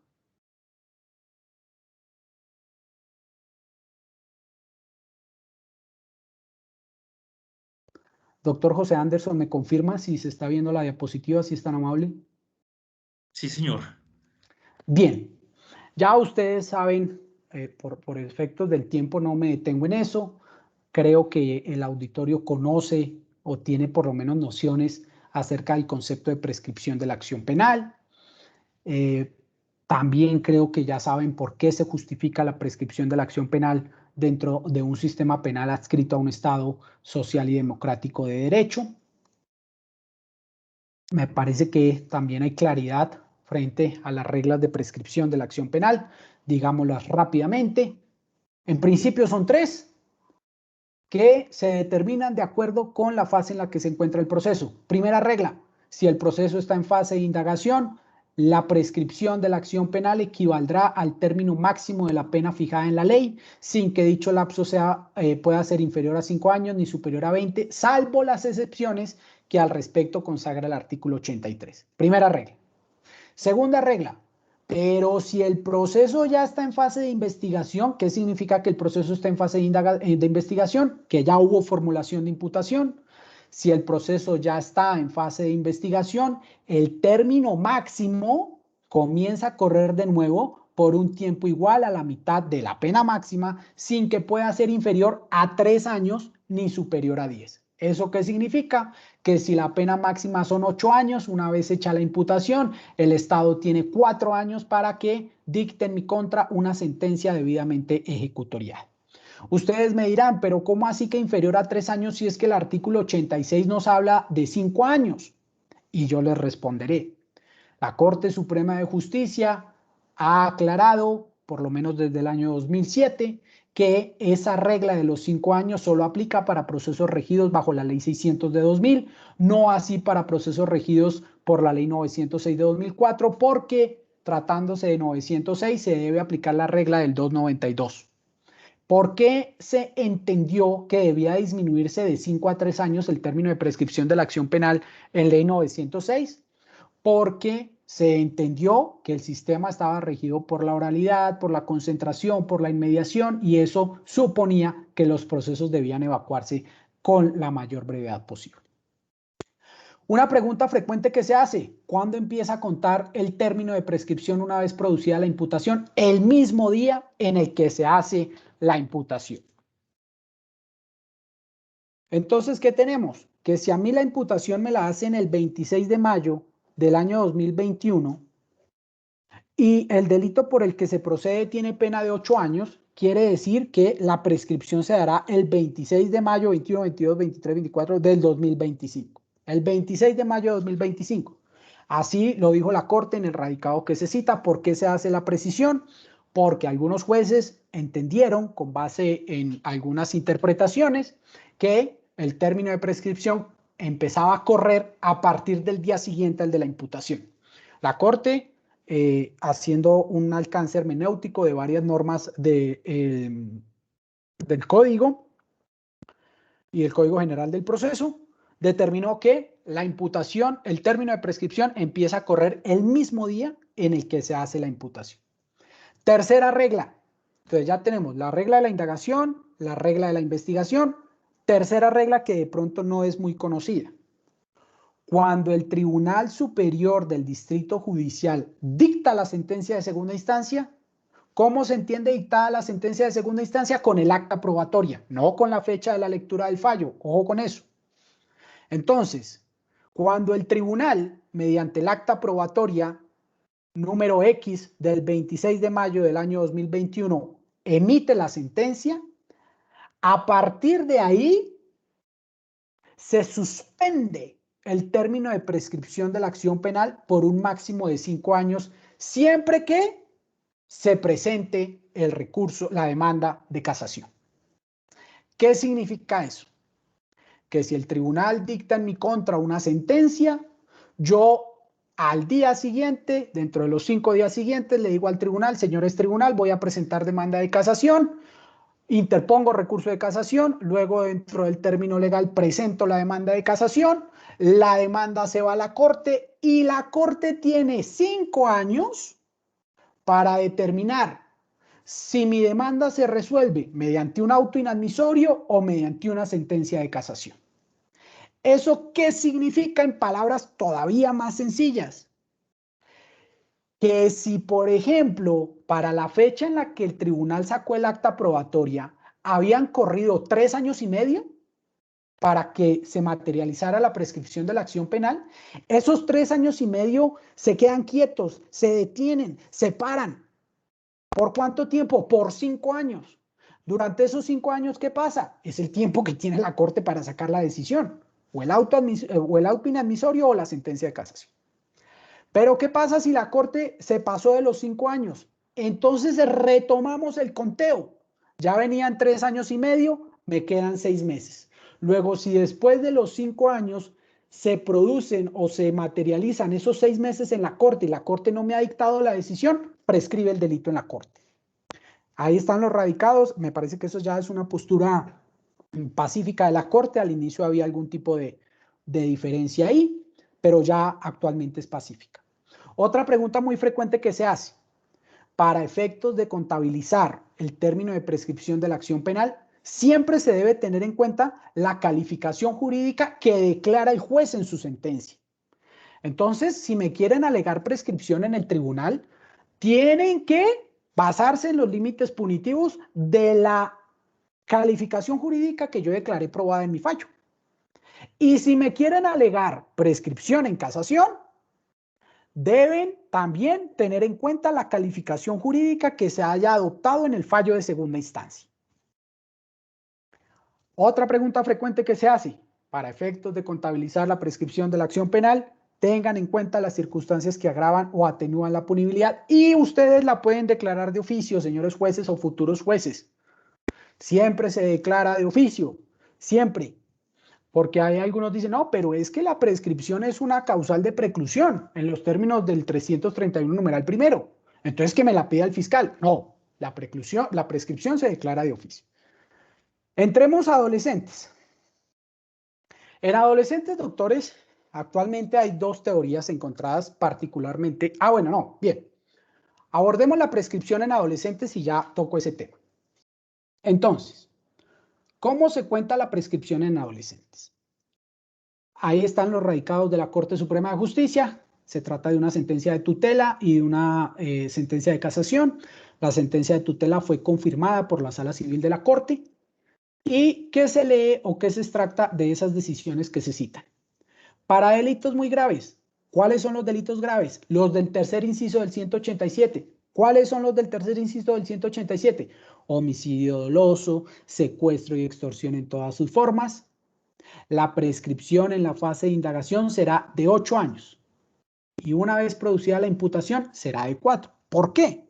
Porque como les dije al inicio, la sanción máxima que se le puede imponer a un adolescente infractor de la ley penal es 8 años.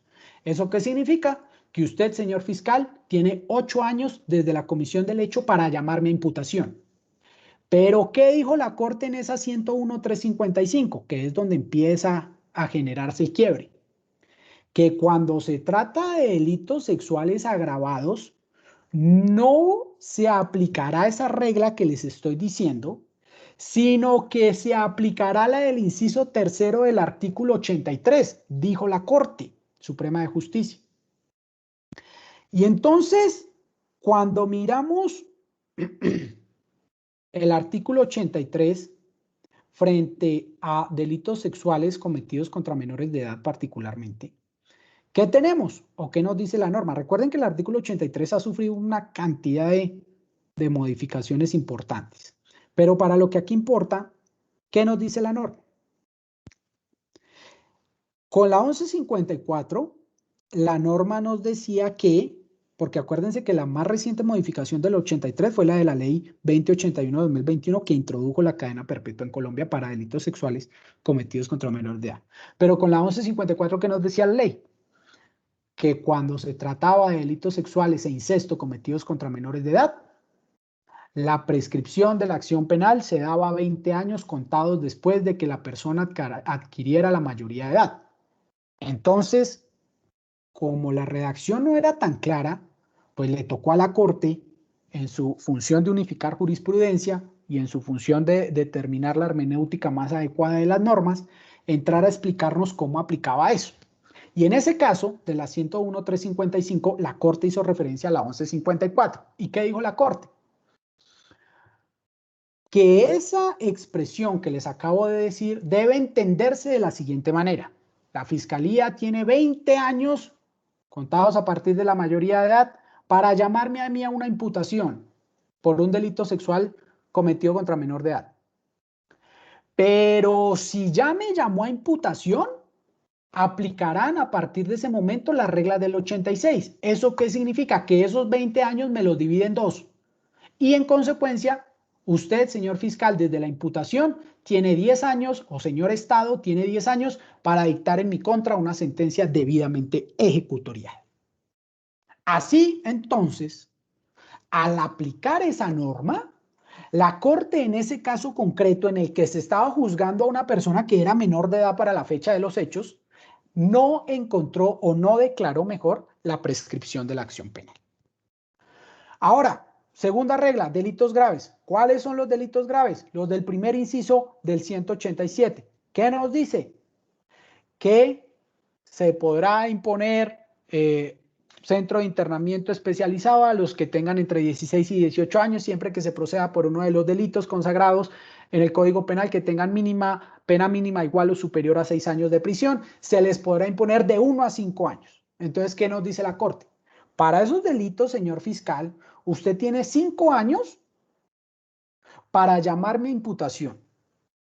Pero si usted me imputa, me hace el favor y me aplica la regla del 86 y del 292.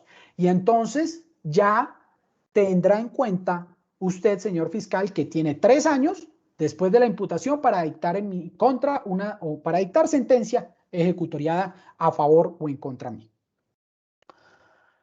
¿Por qué? Porque si 5 años es la fase de indagación, lo dividimos en 2 después de la imputación, nos da 2.5, pero recuerden que por el 292 ningún término de prescripción en ley 906 puede ser inferior a 3 años. Entonces, cogemos los 3 años o tomamos los 3 años. Y por último, para todos aquellos delitos a los que no les cabe la sanción del artículo 187 de la ley 1098, la prescripción en fase de indagación será de 5 años y una vez producida será de 3 años. Eso fue lo que dijo la Corte Suprema de Justicia. Eso es lo que está actualmente. Pero entonces, ¿cuál es el problema? Ustedes me dirán, pero entonces, ¿a qué quiere llegar usted? ¿Y qué encontramos? La sentencia T023 del 28 de enero del año 2019. ¿Qué nos dijo la Corte Constitucional? Que no se incurre en defecto sustantivo, es decir, no se incurre en violación directa de la norma, o en aplicación de la norma, aplicación indebida de la norma, si el juez de adolescentes contabiliza la prescripción de la acción penal de conformidad con las reglas del 187 y descartando las directrices del artículo 83. ¿Qué les quiero decir con esto? Que actualmente hay dos posiciones encontradas, una de la Corte Suprema de Justicia y otra de la Corte Constitucional, que frente a delitos de contenido sexual cometidos contra menores de edad por parte de adolescentes infractores de la ley penal, tienen posiciones encontradas. La Corte Suprema nos dice que debemos aplicar el artículo 83, la Corte Constitucional nos dice que no se incurre en defecto sustantivo si para efectos de contabilizar el término tenemos en cuenta el 187. Esa es la discusión que hay, en eso está el estado del arte hasta este momento, y entonces la pregunta es, ¿qué hacen los jueces? Esto ya es una opinión muy personal mía. Yo he considerado que para no hacer más extensiva la charla, porque creo que ya nos salimos un poquito del tema, toda vez que esto ya es una opinión personal y no propiamente, por supuesto, que pueda servirles para el concurso, pero el suscrito ha considerado que se deben tener en cuenta para efectos de prescripción de la acción penal los términos específicos que al respecto consagra el artículo 187 de la ley 1098. Para eso se expone una carga argumentativa muy fuerte relacionada con la fuerza vinculante del precedente y adicionalmente se traen a colación precisamente esos estándares internacionales que nos indican que el sistema es diferenciado del de los adultos, luego no hay razón para aplicar las penas de adultos o para tener en cuenta las penas de adultos frente a conteo de prescripción de la acción penal. Adicionalmente, porque se han presentado casos, doctores, de la vida real, nosotros aquí en Bogotá hemos tenido casos donde ingresan al sistema personas que tienen 28 o 29 años de edad a hacerles una formulación de imputación por un delito que cometieron cuando tenían 17 años y medio o 17 años y 11 meses. Entonces, ingresar al sistema con la teoría de la Corte Suprema de Justicia, se puede perfectamente ingresar al sistema a una persona que tenga hasta 37 años de edad. Porque si son 20, con posterioridad a que la persona cumpla la mayoría de edad, perfectamente podemos tener en una formulación de imputación a un procesado que tenga 37 o más años de edad. Entonces, la pregunta es, si el sistema tiene por finalidad reorientar el comportamiento de los adolescentes, porque se parte del presupuesto de que como están en proceso de formación, se pueden, si me permiten la expresión, moldear su comportamiento, pues ingresar al sistema a una persona que tiene 37 años de edad, pues ya el sistema no va a cumplir la finalidad. Son, en fin, varias las razones por las cuales he considerado que se deben tener en cuenta las razones específicas, insisto, haciendo referencia o teniendo como soporte argumentativo la fuerza vinculante del precedente y explicando por qué no constituyen precedente. Esto es lo que ya les dije. Y por último, la cadena perpetua. Ustedes ya saben, la cadena perpetua se introdujo al ordenamiento jurídico a través del acto legislativo 01 del 22 de julio de 2020. ¿Qué nos dice ese acto legislativo? Que de manera excepcional, cuando un menor de edad sea víctima de homicidio doloso, de acceso carnal que implique violencia, eso nos aterriza en el 205, o sea puesto en incapacidad de resistir, es decir, el 207, o sea incapaz de resistir, se podrá imponer como sanción hasta la prisión perpetua.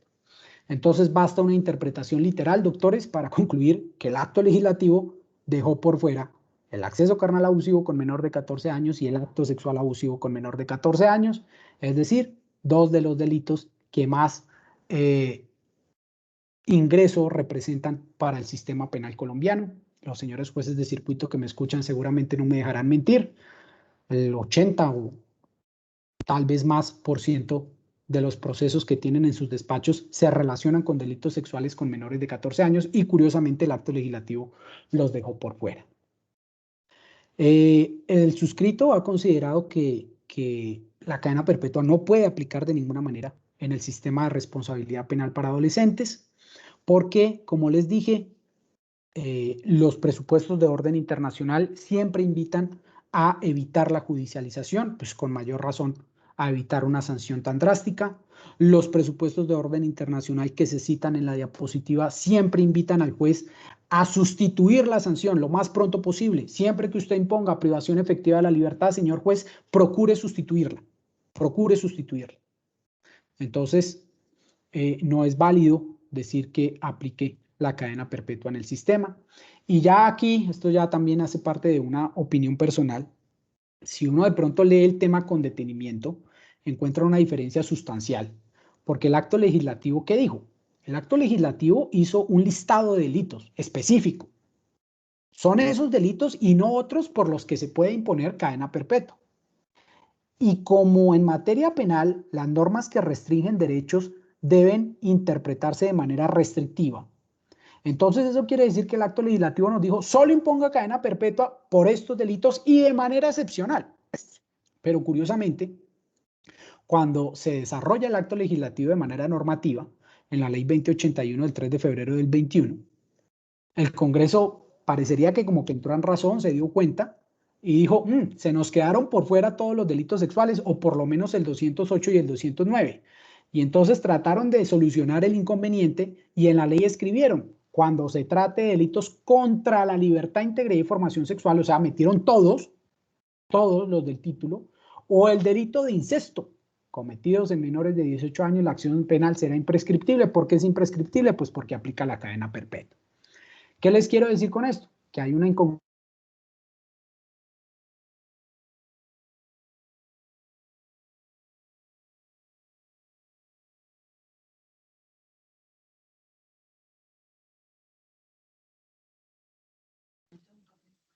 Buenas noches, doctor. Se perdió la comunicación, no lo escuchamos.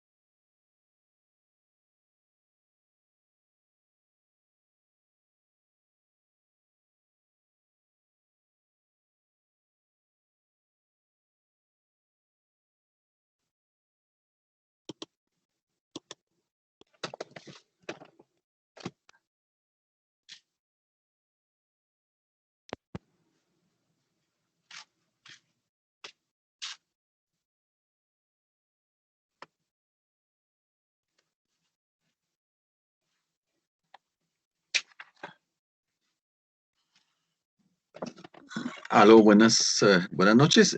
¿Me escuchan? Discúlpeme.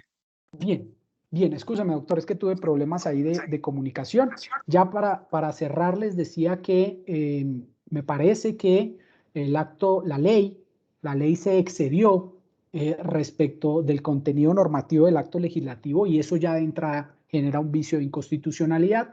Por supuesto que tendremos que esperar a ver qué nos dice la Corte Constitucional.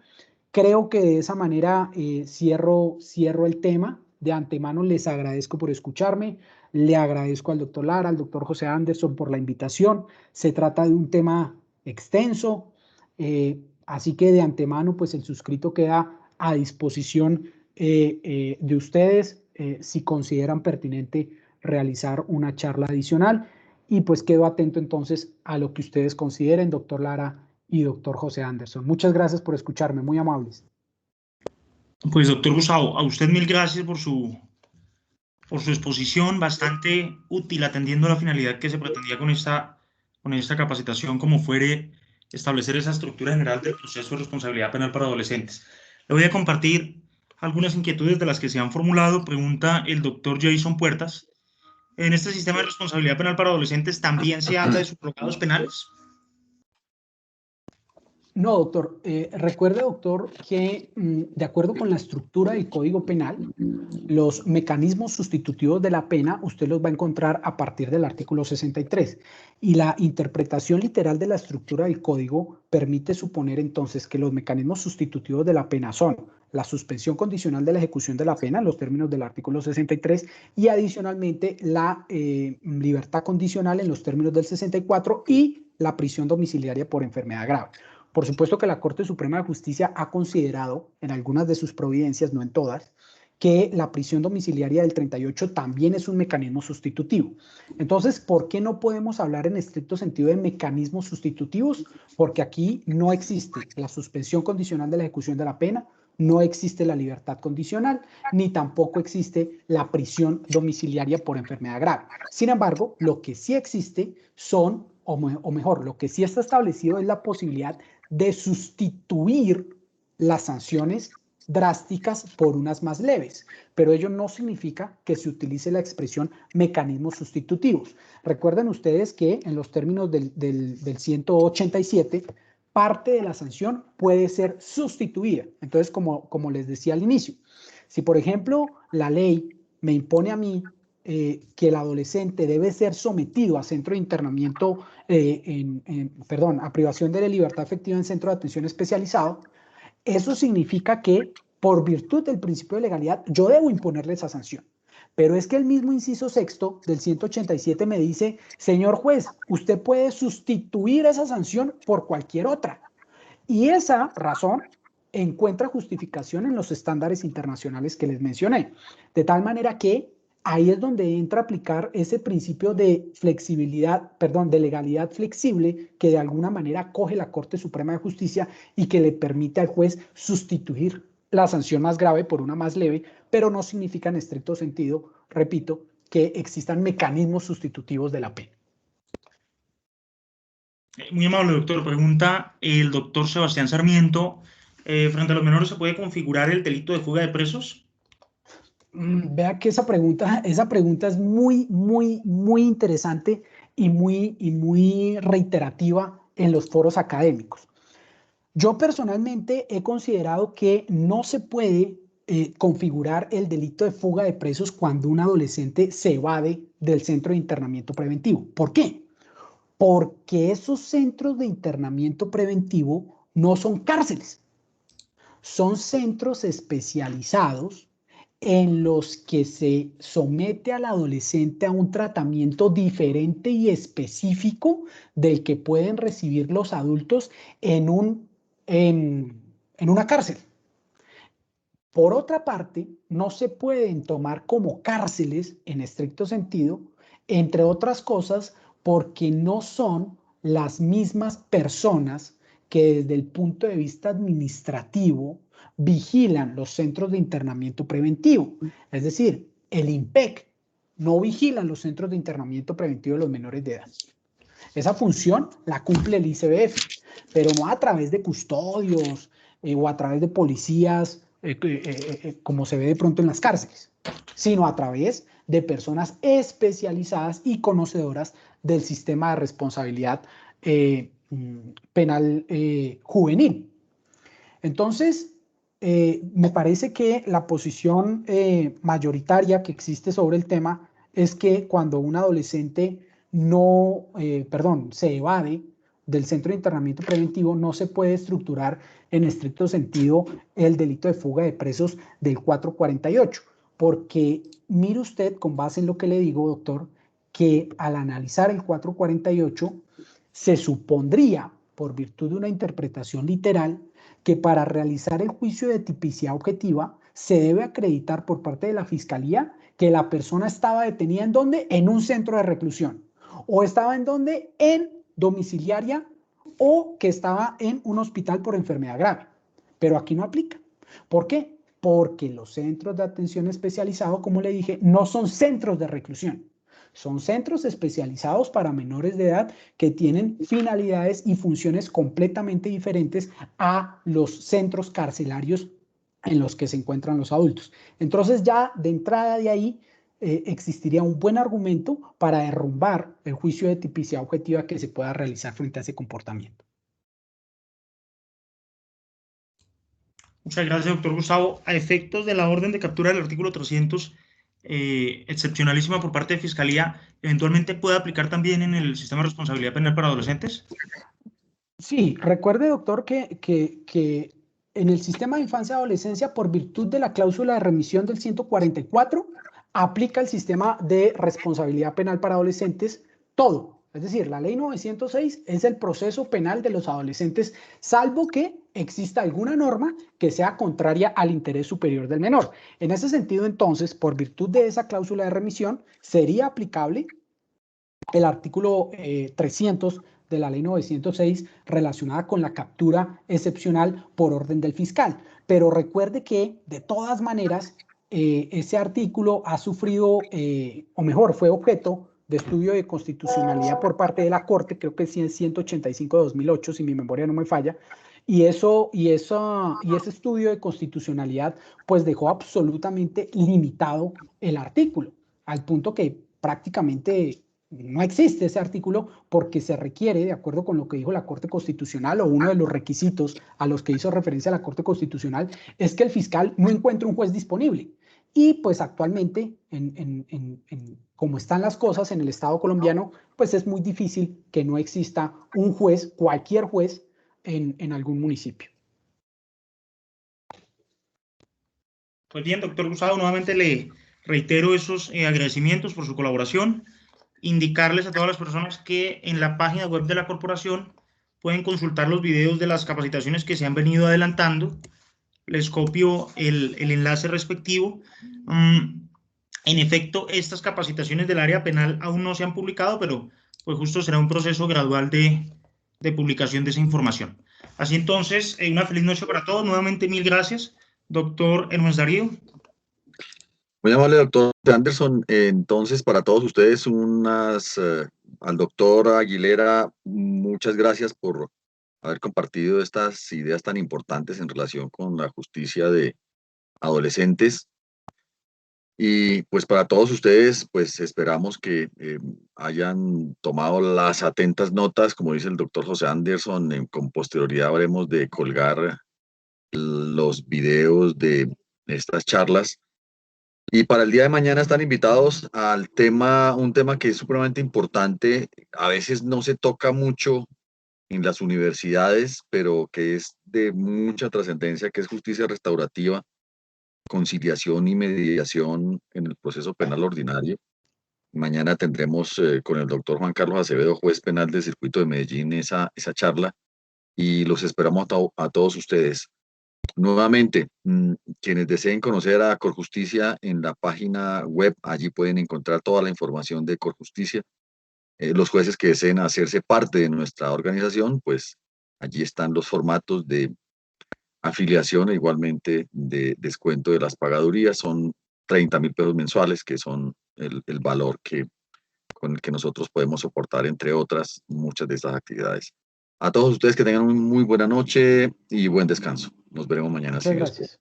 Muchas gracias por la invitación, muy amable. Gracias, muy amable a usted por esa espectacular conferencia. Muy amable. Hasta pronto. Muchas gracias por todo.